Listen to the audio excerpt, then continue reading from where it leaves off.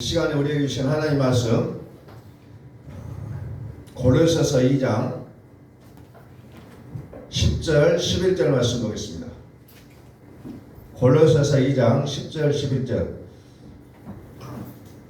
너희도 그 안에서 충만하였으니 그는 모든 통치자와 권세버리시라.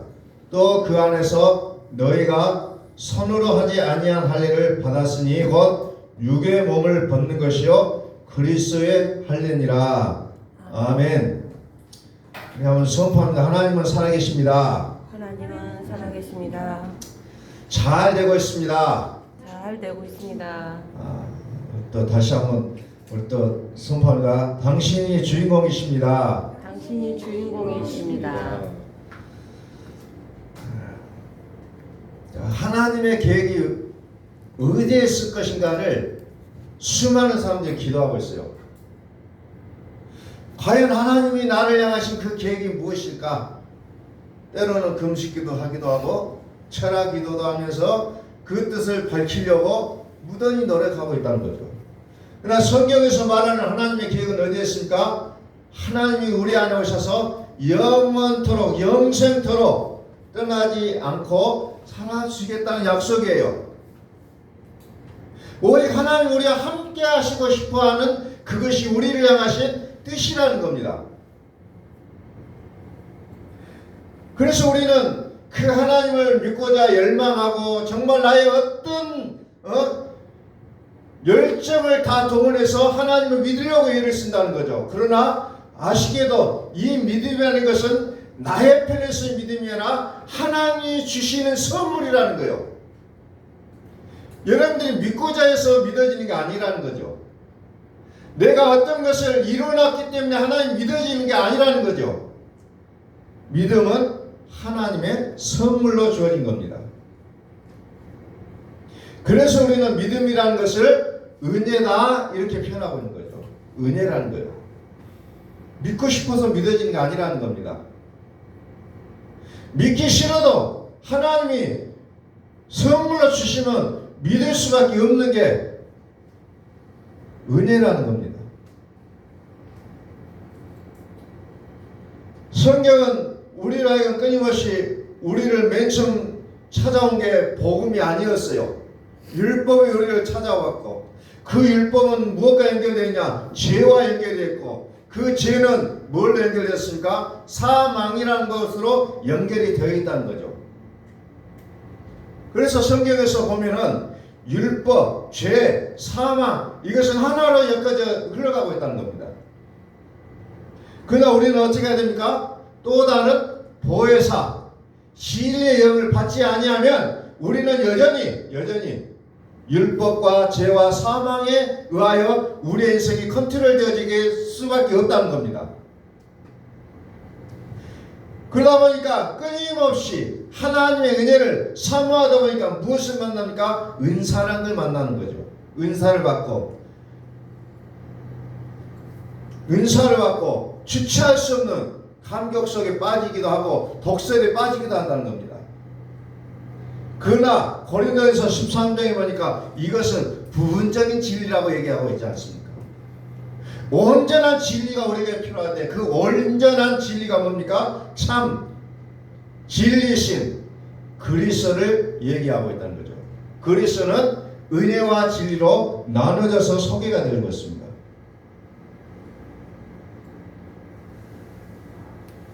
한 분은 한 분인데 은혜와 진리는 한 분이에요. 그러면서도 사역적으로 이렇게 나눠져 있다는 것이 신비라는 겁니다. 율법적 토대의 신앙 이것이 우리를 자꾸 우리 인생을 망가뜨리고 있다는 겁니다. 내가 이거밖에 안 되지? 저 사람은 저렇게 잘 믿는 것 같은데 나는 왜 이렇게 못 믿을까? 율법적인 토대의 신앙은 자꾸 비교하게 되고 다른 사람의 잘못을 보면 정죄할 수밖에 없다는 겁니다. 이게 율법적인 토대의 신앙이에요. 그래서 성경은 그것을 가르쳐서 뭐라고 얘기하냐면 무서운 종의 영이다 이렇게 얘기하고 있다는 거죠. 왜? 헤어날 수가 없기 때문에 그렇다는 거죠. 그래서 율법이라는 것은 율법 이면에는 율법이면 율법 안에는 뭐가 있다고 했어요? 천사가 개입되어 있다는 겁니다. 그래서 내가 율법으로부터 헤어나고 싶어도 헤어날 수가 없는 이유가 바로 거기에 천사가 개입되어 있기 때문에 그렇다는 거죠. 근데 천사라는 것은 뭡니까? 하나님의 온전한 뜻을 받들어 순종하는 것이 아니라 하나님의 한편으로만 섬긴다는 겁니다. 한편으로만. 그래서 오직 그리스도가 오시기 전까지 율법으로 사람을 이끄는 일만 한다는 거죠. 그래서 거기에서 사람들을 정죄하고 판단하게 하고 너는 그렇게 살면 안 되지라는 그런 것 개념으로 나아가고 있는 것이 천사의 모습이라는 겁니다. 그래서 성경은 율법으로는 의롭게 될 사람이 하나도 없다고 기정지어 버립니다. 그런데도 불구하고 율법으로 의로워질 것 같은 착각에 빠져 있다는 겁니다. 그래서 자기의 모든 열정과 자기 힘을 다 쏟아서 율법을 섬기는데 최선을 하고 있는 모습을 보게 된다는 겁니다. 그리스도는 누구입니까? 그리스도는 우리 속에 살아계시는 성령님을 얘기하고 있어요. 생명의 성령님. 그분을 가르쳐서 우리는 그리스도라는 이름으로 얘기하고 있다는 거죠. 죄와 사망의 법은 끊임없이 선하게 알게 하는 법을 가지고 나아간다는 겁니다. 성경은 그것을 비유적으로 애탄과 애땅이다 이런 식으로 비유적으로 표현되고 있는 겁니다. 성경은 심지어 죽음의 세력을 잡은 자가 마귀다 이렇게 표현합니다. 죽음의 세력을 가진 자. 자, 영생이라는 건 뭐냐? 영생. 하나님 우리 속에서 영원히 사시겠다는 거예요. 하나님이 개입하지 않으면 영생은 없어요. 하나님이 개입하셔야 영생이라는 겁니다. 아무리 무드셀라가 969년을 산다고 할지라도 거기에 하나님이 없었다면 그 인생은 영생이 아니라는 겁니다. 인생이에요. 우리가 인간이 오래 살고자 하는 열망도 있고 그렇지만은 하나님이 개입되지 않는 우리의 인생은 영생과는 다르다는 겁니다. 그래서 사단은 뭐예요? 하나님을 대적한 자를 사단이라고 얘기합니다. 하나님을 대적한 자. 우리는 끊임없이 하나님은 살아계십니다 선포하고 있어요. 하나님은 살아계신다 하고 설교하고 있어요. 그런데 우리 속에서 뭐가 오릅니까? 안다는 거예요. 나도 그거 알고 있다. 하나님의 말씀을 증거하면 그거 알고 있다라고 우리는 반응이 되어져요. 나도 그건 아는데 그러나 우리의 신앙이 이론까지만 열려있으면 안 된다는 겁니다. 결론은 영생이라는 이 놀라운 축복은 무슨 축복이냐면은 이 하나님의 살아계심이 우리의 생각, 우리의 그 이론으로 멈춰지는 것이 아니라 실제가 되기까지 선포할 수밖에 없다는 겁니다. 실제가 되지 않고 나 그거 알아요 한다고 해서 그것을 안다고 말할 수는 없다는 거예요. 실제가 되어야 된다는 겁니다. 살아봐라 얘기하니까 나 그거 알아요. 교회 다니는 사람들, 교회 다니지 않는 사람들까지도 살아봐라 그것은 너무나도 잘 알고 있다는 겁니다. 그러나 이론으로 끝나버리면 아무 의미가 없다는 거죠. 실제가 되어야 된다는 거죠. 그래서 우리는 사랑을 선포하는 거예요. 자, 오늘 본문의 말씀을 보겠습니다. 10절. 너희도 그 안에서 충만하여졌으니 그는 모든 통치자와 권세의 머리시라. 그 안이 어디요? 그리스도 안에서 충만하셨는데 그리스도는 누구냐? 모든 통치자와 권세의 머리시라. 그러면 11절에 또 그 안에서 너희가 손으로 하지 아니한 할례를 받았으니 곧 육의 몸을 벗는 것이요 그리스도의 할례니라 그랬어요. 그리스도의 할례. 그리스도의 할례는 그리스도의 할례라고 했죠. 그럼 그리스도는 어디에 있는 사건이요? 우리의 마음에 있는 사건이라고 했어요. 그리스도는. 그래서 베드로후서 1장 19절에서 뭐라고 하냐면 그리스도가 너희 마음에 떠오르기까지, 너희 마음에 샛별이 떠오르기까지 나는 말을 합니다. 너희 마음에 샛별이 떠오르기까지, 샛별이 떠올라야 새 날이라는 거예요. 근데 여전히 나의 속에는 어둠이 가득 차 있어요. 그리스도가 아닌 자연적인 해가 뜨고 달이 뜨고 하는 것으로 우리는 보게 된다는 거죠. 그것은 새 날이 아니라는 겁니다. 성경은 반드시 지금까지 있었던 태양과 달빛과 햇빛과 달빛과 별빛이 사라지고 하나님의 영광으로 가득 찬 그 성전의 모습을 보는 자라야 비로소 새 날을 얘기하고 있다는 겁니다. 그리스도는 창세기 3장 24절 이후에는 뭐라고 나옵니까? 불칼이라는 단어로 나오고 있다는 거죠. 불칼. 다시 말해서 근본된 토지가 해결되지 않으면 우리는 생명나무의 실과를 먹을 수가 없다는 거예요. 근본된 토지가 해결되지 아니하면 그 생명나무의 과실을 먹을 수가 없는 것이 하나님의 법칙이었다는 겁니다. 그래서 인간은 선악을 알게 하는 나무의 실과를 먹고 어떻게 해요? 다 선하다 악하다 이거 판단하고 산다는 거죠. 좋다 나쁘다. 우리는 끊임없이 그렇게 살아갈 수밖에 없는 존재가 되어졌어요. 그래서 이제 이 근본된 토지가 해결되지 아니하면 우리는 여전히 사망의 몸에서 오호라 나는 공고한 자로다 탄식하며 살아갈 수밖에 없는 존재들이라는 겁니다. 그래서 우리는 마음의 고민과 염려와 근심과 고통 속에서 날마다 그것 속에서 헤어나지 못하고 살아가는 이유가 되어버리고 말았다는 거죠.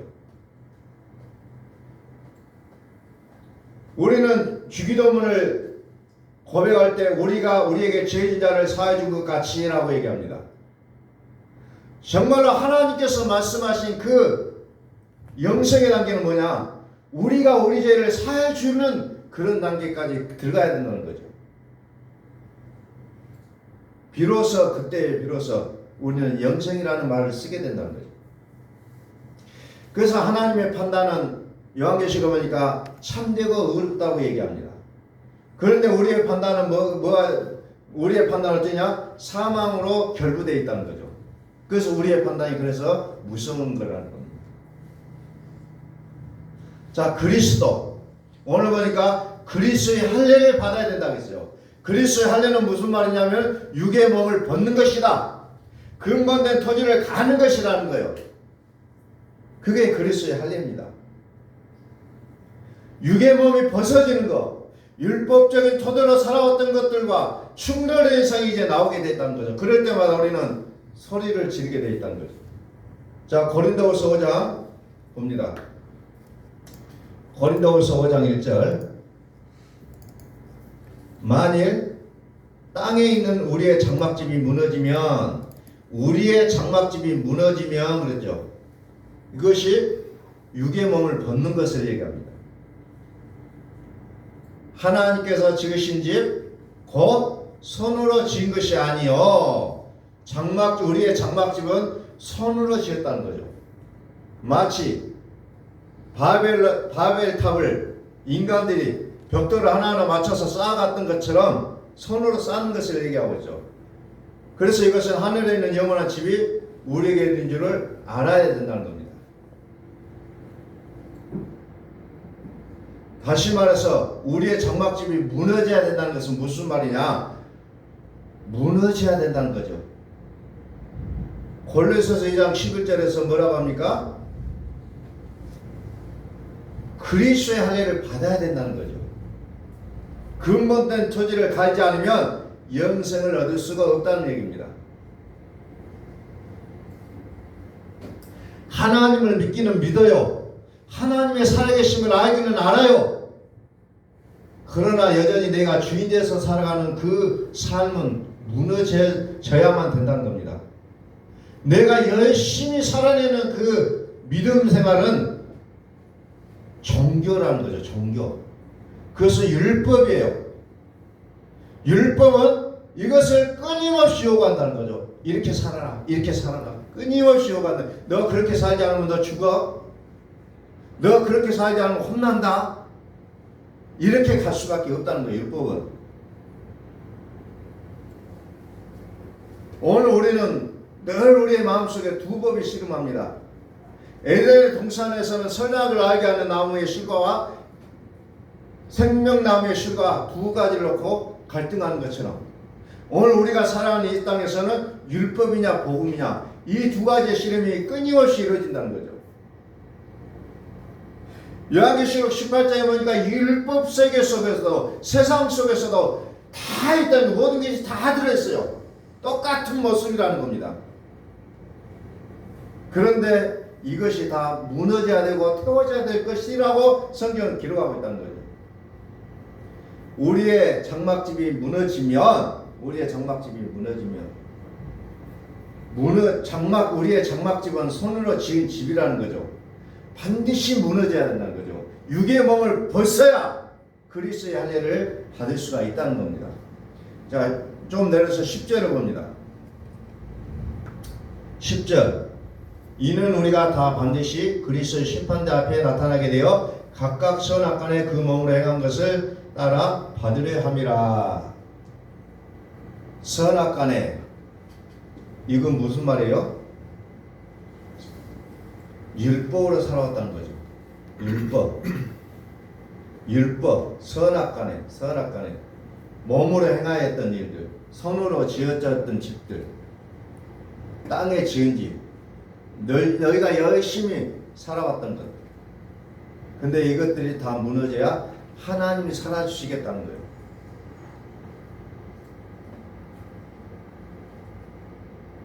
선이냐 악이냐 우리는 매 순간에 이제 그게 툭툭 튀어나오잖아요. 매 순간마다. 그래서 무너진다는 것은 충돌이 일어난다는 거예요. 이제 기존의 가치와 새로운 가치가 만나 충돌하게 돼 있어요. 복음을 마음에 들리기 시작하면 끊임없이 충돌이 일어납니다. 충돌이 일어나요. 충돌. 자, 14절을 한번 볼까요? 그리스도의 사랑이 우리를 강권하시는도다. 그리스도의 사랑, 그리스도의 말씀, 우리의 손으로 이제 우리의 손으로 지었던 것은 이제 끊어져야 된다는 거죠. 그래서 그리스도의 사랑이 우리를 강권하시지 않으면은 우리는 우리의 삶이 열심히 살았고 훌륭하게 살았다 손실더라도 결국은 그것은 사망과 연결되어 있다는 거예요. 무서운 말씀드립니다. 사실은. 그래서 우리는 그리스도의 할례를 받지 않으면 우리는 영생이라는 걸 맛볼 수가 없어요. 성경은 끊임없이 우리에게 영생이 있는 것을 확인시켜주고 있잖아요.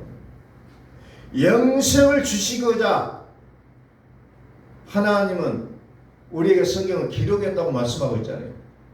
영생을 알아야 된다는 겁니다. 자, 14절. 그리스도 사랑이 우리를 강권하시는도다. 우리가 생각하는데 한 사람이 모든 사람을 대신하여 죽었은즉 모든 사람이 죽은 것이라. 너희가 살아가는 것이 아니라 내가 살아줘야 된다는 것을 얘기하고 있습니다.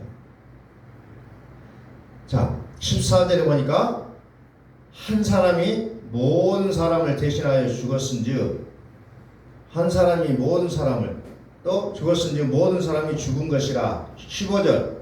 그가 모든 사람을 대신하여 죽으심으로 말미암아 죽으심은 살아있는 자들로 하여금 그가 모든 사람을 대신하여 죽으심은 살아있는 자들로 하여금 다시는 그들 자신을 위하여 살지 않고 죽었다가 다시 살아나신 이로 인해서 살아야 된다는 거죠. 오직 그들을 대신하여 죽었다가 다시 살아나신 이를 위하여 살게 하려 하심이라. 이게 갈라디아서 2장 20절 말씀과 똑같은 내용이죠. 자, 6절 말씀입니다. 그러므로 우리가 항상 담대하여 머무르 있을 때는 주와 따로 있는 줄을 아노라 그랬죠. 머무르 있을 때 주와 따로 있는 줄 알고 육으로 살았을 때는 아무리 내가 선을 행했고 내가 기도 열심히 했다 할지라도 하나님과 함께 하시지 않는다는 거예요. 8절 우리가 담대하여 원하는 바는 차라리 몸을 떠나 주와 함께 있는 것이라. 몸을 떠나 근본된 토지를 알으라는 겁니다. 율법적인 토대의 신앙이 무엇인지를 알아야 된다는 거죠. 10절 이는 우리가 다 반드시 그리스도의 심판대 앞에 나타나게 되어 각각 선악간에 그 몸으로 행한 것을 따라 받으려 함이라. 몸으로 행한 것이라. 몸으로 행한 것. 나의 열심, 율법적인 토대의 신앙. 우리는 이 말씀들을 끊임없이 봤지만은 이게 말씀이 구체적으로 보여지지가 않는다는 거죠. 이게 말씀일까? 이게 주님 앞에 나와서 이제 마지막 심판대 앞에 섰을 때 일일까? 우리는 이것을 먼저 생각한다는 거죠. 몸으로 행한 것, 몸으로 행한 것을 따라 받으려 함이라. 무엇을 몸으로 행하니까? 선악간에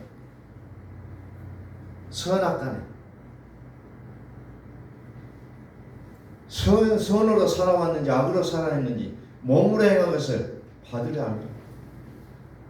그래서 우리는 이와 같은 삶을 하나님께서 끊어놓으시기 위해서 무엇을 합니까? 아픔과 고통과 염려와 근심을 맞닥뜨리게 한다는 거죠. 그것이 요한계시록에 나오는 대환란이라고 하는데 대환란이 마지막 때에 벌어지는 것이 아니라 내 삶 속에서 끊임없이 나타나고 있다는 거죠. 죽고 싶을 정도로 고민하며 염려한다는 거죠. 죽었다가 다시 살아나신 이는 누구예요? 그리스도를 얘기하고 있다는 거죠. 그래서 우리는 그럴 때마다 무엇을 선포합니까? 하나님은 살아계십니다. 하나님은 살아계신다고 우리는 선포하게 되어 있어요. 하나님의 살아계심은 곧 우리는 그것을 영생이라는 말로 표현하고 있죠. 이 영생은 왕권으로 나타나고 있다는 거예요. 그래서 모든 만물에 대해서 모든 만물이 발 아래 복종한다고 했잖아요. 그래서 심지어 평강의 하나님이 그리스도를 발 아래 상하게 하신다고 했잖아요. 모든 게 발 아래 복종하게 하는 게 그게 영생입니다. 영생의 축복이요. 내가 끌려가고 거기에 밑에 엎드려져서 고통함을 씨름하는 것이 아니라 모든 것을 발 아래 놓는 상태가 영생이라고 얘기하고 있다는 거죠. 자, 16절 그러므로 우리가 이제부터는 어떤 사람도 육신을 따라 알지 아니하노라. 육신을 따라 알지 아니하노라. 육신에 따라 알았다는 거죠. 다시 살아나신 일. 비록 우리가 그리스도도 육신을 따라 알았으나 그리스도 알아요. 예수는 그리스도십니다 라고 얘기하니까 나 그 그리스도 알아요 했지만 그 그리스도까지도 육신을 따라 알았다는 겁니다. 여러분 교회 다니는 사람한테 얘기해 보세요. 다 안다고 얘기하잖아요. 그러나 육신을 따라 알았기 때문에 그게 불행한 일이었다는 거죠. 이제부터는 그같이 알지 않노라. 이제 그리스도를 육신으로 알지 않는다는 거죠. 이제 육신을 따라 살지 않겠다. 선으로 지어진 집이 무너지게 살겠다는 거죠. 그래서 그리스도의 사랑이 우리를 강권하실 때만이 그것이 가능하다는 겁니다. 그래서 그 그리스도는 우리 안에 살아계신 하나님을 얘기하고 있다고 했죠. 불칼로 베어져야 합니다. 그리스도의 할례를 받아야만 된다는 겁니다. 그렇지 않고서는 우리는 성경을 또 육으로 해석한다는 거죠. 항상 들은 얘기, 그거 알아요 라고 우리는 반응할 수밖에 없다는 거죠. 고린도후서 5장 17절 그런즉 누구든지 그리스도 안에 있으면 새로운 피조물이라 이전 것은 지나가시니 보라 새 것이 되었도다. 그리스도를 영접할 때 끊임없이 나타났던 말씀이 이 말씀 아니에요. 근데 당신은 새로운 사람이 됐다. 근데 뭘 새로운 사람이 됐냐? 내가 여전히 살아있으면 나는 여전히 새로운 피조물이 아니라는 거예요. 그런즉 누구든지 다시 말해서 영생이 그냥 우리의 지식으로 이론으로 알아지는 단계가 아니라 이것이 적용되고 순정되어졌을 때를 얘기하고 있다는 거죠. 그랬을 때 우리를 가리켜서 새로운 피조물이라, 새로운 인종이라고 얘기하는 거죠. 그러면서 뭐라고 얘기합니까? 이전 것은 다 지나갔다고 표현합니다. 이전 것은 다 지나갔다. 육신을 따라 자기 자신을 위하여 살아왔던 모든 것이 끝날 때, 선악간에 살아왔던 모든 것이 이제 끝나는 그때, 손으로 지어진 집이 무너질 때, 그래서 우리는 새 날이라고 표현하고 있다는 겁니다. 자, 다시 한번 고린도후서 5장 1절을 제가 읽겠습니다. 만일 땅에 있는 우리 장막 집이 무너지면 하나님께서 지으신 집 곧 손으로 지은 것이 아니요 하늘에 있는 영원한 집이 우리에게 있는 줄 아느니라. 그리스도를 육신을 따라 알았던 그때 이제 우리는 새로운 새 날 속에 이제 들어가게 될 때 그리스도의 할례를 받았다고 표현하고 있다는 거죠. 지금까지는 자기 자신을 위해서 살았는데 이제는 죽었다가 다시 살아나신 자를 위해서 산다는 겁니다. 이것이 우리의 믿음으로 영으로 들려지지 않으면 끊임없이 우리는 이 이론 속에 혼돈을 가지고 살아갈 수밖에 없다는 거예요. 그런 손으로 지은 집이 뭐냐? 또 한번 구체적으로 봅니다. 야고보서 4장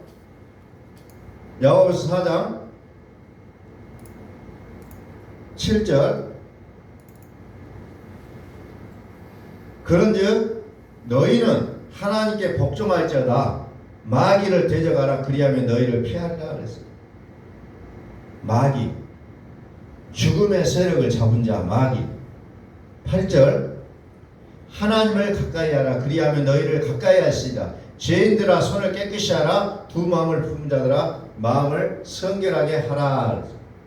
손으로 지은 집이 무너져야 된다는 거죠. 그래서 죄인들아 손을 깨끗이 하라 그랬잖아요. 손을 깨끗이 하라. 육신의 장막집을 무너뜨려라.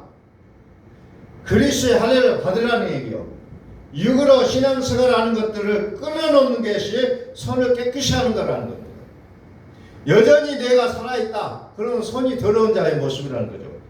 그랬을 때 마귀를 대적하라는 겁니다. 그런데 우리는 여전히 우리 압이 마귀라고 표현하죠. 예수님께서 요한복음 8장에서 여전히 DNA가 마귀의 DNA를 갖고 있으면서 마귀와 대적할 수는 없다는 거죠. 손으로 지은 집이 무너져야 된다는 겁니다. 육신의 장막집이 깨트려져야 돼요. 그랬을 때 하나님이 가까이 하시겠다는 거예요. 그랬을 때 하나님이 우리 안에 사시겠다는 거죠. 그것을 우리는 영생이라고 얘기합니다. 자, 학기에서 2장 6절. 만군의 여호와가 이같이 말하노라. 조금 있으면 내가 하늘과 땅과 바다와 육지를 진동시킬 것이요 또한 모든 나라를 진동시킬 것이며 모든 나라의 보배가 이르리니 내가 이전의 영광이 충만하게 아니라 만군의 여호와의 말이니라. 은도 내 것이요 금도 내 것이라. 만군의 여호와의 말이니라. 이 성전의 나중 영광이 이전 영광보다 크리라. 만군의 여호와의 말이니라. 내가 이곳에 평강을 주리라. 만군의 여호와의 말이니라. 이제 그 몸 안에는 육신을 안에는 하나님 영광이 거하지 않겠다는 겁니다.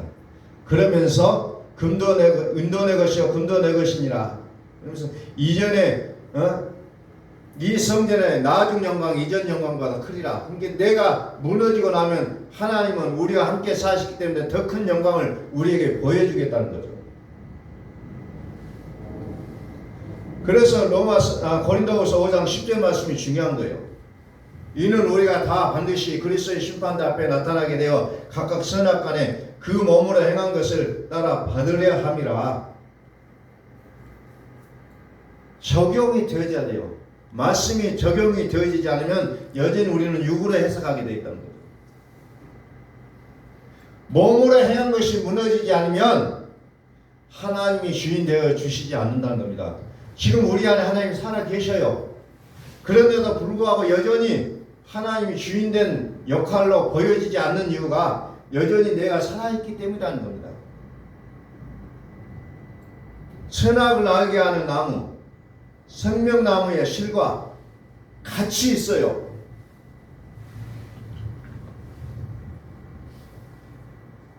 율법은 사망을 위하여 열매를 맺는다고 했습니다. 다시 말해서 이 말의 뜻은 뭐냐? 율법으로 살았다는 거예요. 그러면 또 반대적으로 그리스도로 사는 것은 무엇인가? 그리스도로 사는 건 무엇인가? 선악간에라는 말은 선악으로 율법으로 산다는 얘기잖아요. 율법으로 사는 거. 하나님이 살아 계시는 것은 알아도 여전히 율법으로 산다는 거죠. 그래서 우리가 뭔가를 하나님을 위해서 한다고 한다 할지라도 우리 속에서 끊임없이 내가 그거 해야 된다라고 끊임없이 얘기하잖아요. 안 하고 있으면 그거 안 하면 너 뭐 신앙생활 하는 거 같니? 라고 계속해서 우리 속에서 예침이 들려오고 있다는 겁니다. 그래서 우리가 신앙생활을 한다는 것이 쉽지 않은 이유가 그거예요. 이미 우리 마음에 새겨진 율법이 계속 우리를 가르치고 있어요. 너 그렇게 해라, 그렇게 해라. 하나님은 내가 하겠다. 다가오지를 않는 거예요. 다가오지를 않는다는 거예요. 요한복음 3장 36절에서 뭐가 합니까? 아들이 있는 자가 영생이 있다 그랬잖아요. 아들을 순종하는 자가 영생이 있다. 요한일서 5장 13절에서도 하나님의 아들의 이름을 믿는 너에게 이것을 쓰는 것은 너희로 하여금 너에게 영생이 있음을 알게 하려 함이라. 하나님의 아들의 이름을 믿는 너희에게 영생이 있다는 것을 깨우치고 있다는 거죠. 아들이 있다는 것을 알면서도 선악으로 산다는 거예요. 선악간에 산다는 거죠. 그렇기 때문에 거기에 영생이 없다는 겁니다. 여전히 내가 주인 되어 살아가고 있다는 거죠. 그거 아닌 것 같은데. 아들이 있는 자, 아들에게 순종하는 자가 영생이 있고 하나님의 아들이 있는 자가 영생을 가졌고, 영생이라는 것은 다시 말해서 항상 하나님의 살아계심을 얘기하고 있다. 어디에서 살아계십니까? 우리 속에서. 아들에게 순종하는 자는 영생이 있다. 선악과로 사는 게 아니라 자신을 위하여 살아가는 것은 이제 수도바라는 겁니다. 그게 영생이라는 거죠. 근데 우리는 좋은 것은 다 갖고 싶으면서 내 마음대로 사는 본능이 있다는 거죠. 다 누리고 싶어요. 하나님도 누리고 싶고 그냥 세상도 누리고 싶고 다 우리는 다 가지고 싶다는 겁니다. 그런데 하나님은 두 마음을 품은 자에게는 가까이 하실 수가 없다는 거죠. 우리 안에 영생이 있음을 알게 하려고 성경을 기록했다고 했습니다. 다시 고린도후서 5장 10절 말씀. 이는 우리가 다 반드시 그리스도의 심판대 앞에 나타나게 되어 각각 선악간에 그 몸으로 행한 것을 따라 받으려 함이라 그랬어요. 몸으로 산다는 겁니다. 그러나 손을 깨끗이 하라 했잖아요. 손을 깨끗이 하라. 그리스도의 할례를 받아야 된다는 겁니다. 그리스도의 할례. 선악으로 사는 것이 아니라 아들에게 순종하는 것. 자, 갈라디아서 5장 18절 말씀. 그 다음에 또 한쪽에는 갈라디아서 5장 4절 말씀. 이렇게 한번 같이 봅니다. 너희가 만일 성령의 인도하시는 바가 되면 율법 아래 있지 아니하리라. 성령의 인도하시는 바가 아니면 율법 아래 있다. 성령의 인도함을 받지 않으면 여전히 율법 아래 있다는 거죠. 다시 한번 율법을 따르는 것은 성령의 인도함을 받는다는 거죠. 그 성령은 누구를 얘기한다고 했습니까? 그리스도를 말한다고 했죠. 그리스도. 자, 갈라디아서 5장 4절에 율법 안에서 의롭다함을 얻으려 하는 너희는 그리스도에서 끊어지고 은혜에서 멀어 떨어진 자로다 그랬잖아요. 율법으로 살려고 하면 그리스도와 상관이 없다. 즉 성령의 인도를 받지 않는다라고 얘기합니다. 그래서 로마서 8장 14절에 무릇 하나님의 영으로 인도함을 받는 사람은 곧 하나님의 아들이다 이렇게 표현되고 있어요. 하나님의 영으로 인도함을 받아야 된다. 그리스도의 인도를 받지 아니하면 우리는 여전히 율법 아래, 제약 아래 살아가는 존재라는 것을 성경은 말씀하고 있다는 거죠. 그래서 우리는 그리스도의 할례를 받는 것이 무엇보다도 중요함을 우리에게 다시 한번 깨우쳐주고 있는 말씀들이에요. 그리스도의 할례를 받아야 된다는 거죠. 다시 말해 내 몸을 깨트려야 된다는 겁니다. 손으로 지금 장막집이 무너졌을 때 비로소 새로운 피조물이라 이렇게 표현하고 있는 겁니다. 우리는 그렇게 살아가는 날을 가리켜서 새 날이라고 표현하고 있는 겁니다. 이게 주의 날이에요. 구약 성경에서 그렇게 말하는 그 날, 주의 날, 그 날이 바로 그리스도의 할례를 받는 날이라는 겁니다.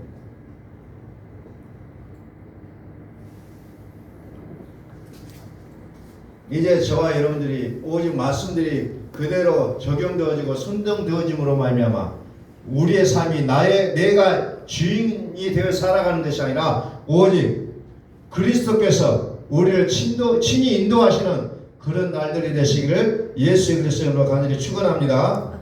기도하겠습니다.